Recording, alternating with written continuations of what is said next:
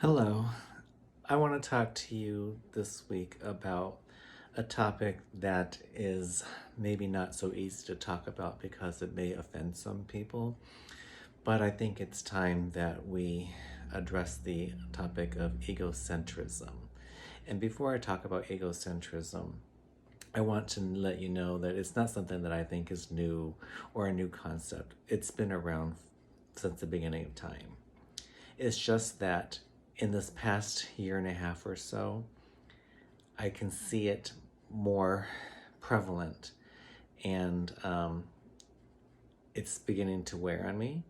And I think part of the problem is that we all think we are one in this universe rather than one among many.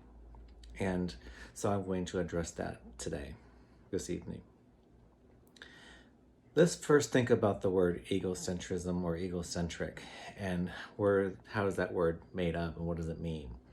Ego, meaning a sense of self or self-importance, right? Like you hear people say he's got a huge ego, right? They think that he's really great or thinks a lot of himself. Centric, well, that just means at the center of something.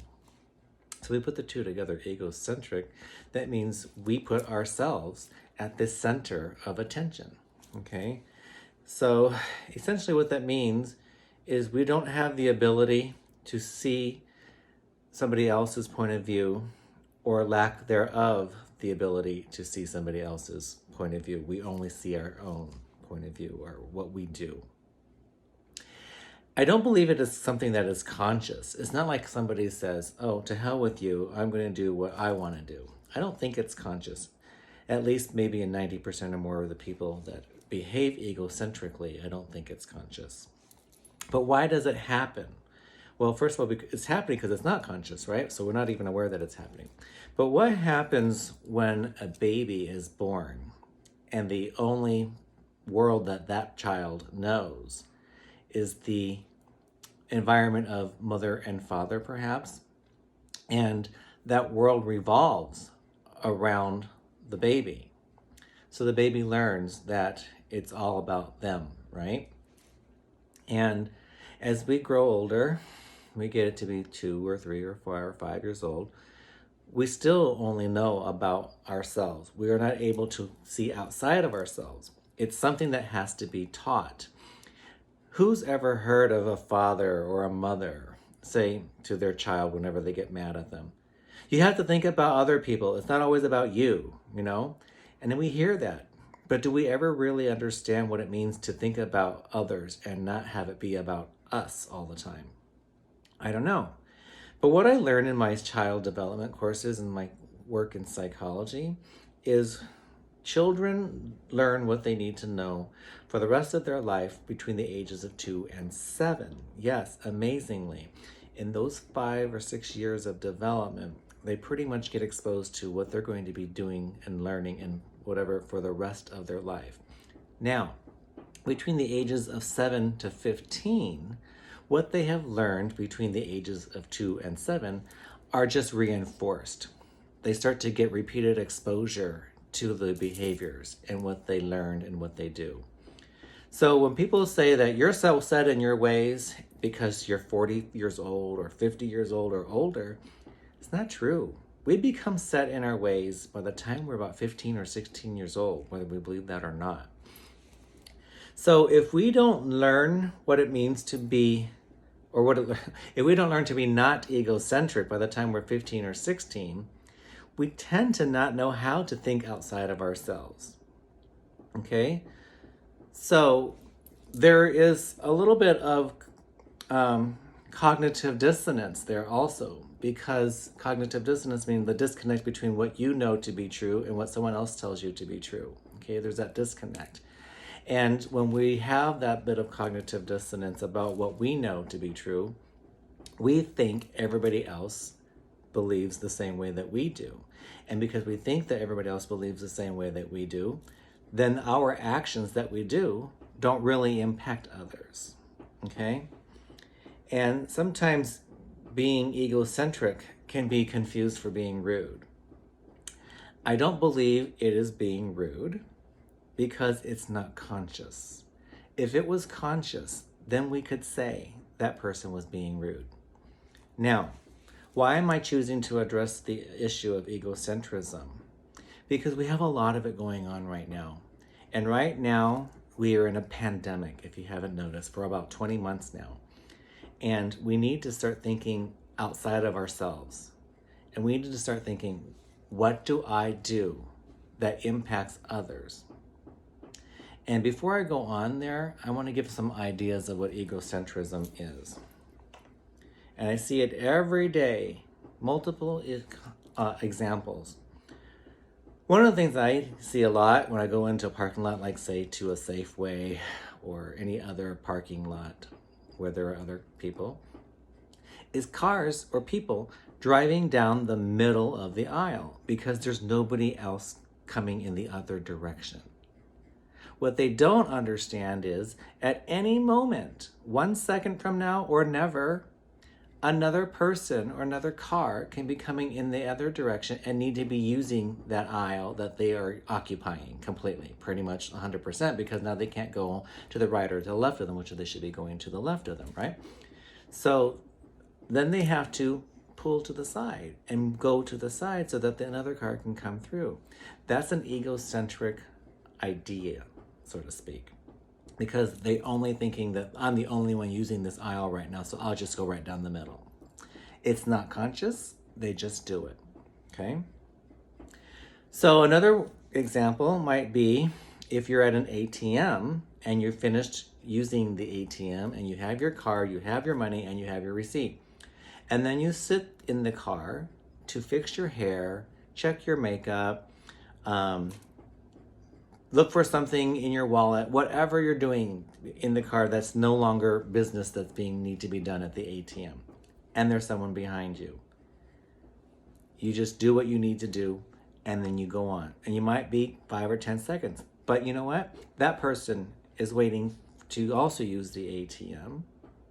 And if you put yourself in their position, if you were behind somebody who was using the ATM and they just got finished, and they sit there doing other things, you like say, come on, buddy, you're done. Let's go. Come on, let's go, right? But we don't think about what we do that impacts the person behind us or other people around us. Another example is entering and exiting a store or someplace and not holding the door for someone who's like 1 or 2 steps behind you. Okay, you just open the door, walk out, and boop, and that person goes to grab the door and they miss, and kind of like that. That is borders on rude, but it's also can be considered egocentric if it's not conscious, if they're not thinking about maybe there's someone behind me, right? Today at Safeway, I had to go buy some French bread for dinner. And there's this gentleman picking up the bread, squeezing them, and he did that like 6 or 7 times. And I said, are they really all that different? He goes, yes, they are. And I said, well, other people have to eat that bread. And I said, I don't think they would appreciate buying a loaf of bread that's been squeezed and dented. And I walked away and he looked at me as if like, who the hell are you to tell me that, right? But see, there again, he's not thinking about what happens to that bread after he's done squeezing it, right? Is that rude? Perhaps. But maybe it's just more egocentrism because he's not consciously thinking about that. He's just trying to find a loaf of bread that suits his needs. And part of the thing that would get him to find a loaf of bread that fits his need is by squeezing it to figure out if it's the right firmness for him. But other people have to come and buy those loaves of bread after him, right? So there are things that we do that impact others. But the problem is we don't ever really see the impact on another person. And that person who is impacted may not know who was the person responsible for impacting them. Does that make sense? So it just continues to go on and it manifests itself. And so it's a problem because we don't have the ability to think about every action that we do has a reaction. And sometimes that reaction affects others. And what brings me to this topic tonight about egocentrism is the pandemic and the vaccinations. I know you're tired about hearing about vaccinations from me, and I'm sure unvaccinated people don't want to hear it anymore. But the truth is, if you are unvaccinated, you impact others, even if you are not sick right now at that moment. Because that person who is vaccinated and who has the right, really, to move about the planet freely without caring or worrying about getting sick, they have to sit there and wonder, did that person just give me COVID? Am I going to get breakthrough infection? And then they have to worry for 6 or 7 or 8 days. Am I going to get sick? Am I going to have some sort of illness? And while they're worrying, are they worried that they're passing it on to others? This is why the pandemic is continuing, because people are not aware that their actions impact others. And the others has turned into the millions. One person repeating the actions over and over and over and over. Many of you may not be old enough to remember that commercial. I don't remember, I think it was Fabergé for shampoo, and I think it was Farrah Fawcett. She goes, I tried this shampoo and I told 2 friends and they told 2 friends and so on and so on and so on. And we saw in a 30-second clip how it went from 1 person to like 64 people, right? That's very much the same idea with being egocentric and not understanding the impact you have on others when you're not vaccinated. This is how we got into this pandemic of millions. So, also this week, I learned from a friend of mine who was a former co-worker at Arizona State University that an employee, co-worker of hers, came to work because she didn't want to miss the meeting, the group meeting or whatever it was. And later in that afternoon in the meeting, she's like, I've had a fever all day or all morning, so maybe I should go get tested for COVID. Well, she went and got tested for COVID. She had it. She came to work with COVID. There's no reports, as I wasn't told anyway, of who she passed her infection on to. But it's very possible that the other 7 people who work with her could have been exposed to that. And now those 7 people are probably worried, are they infected?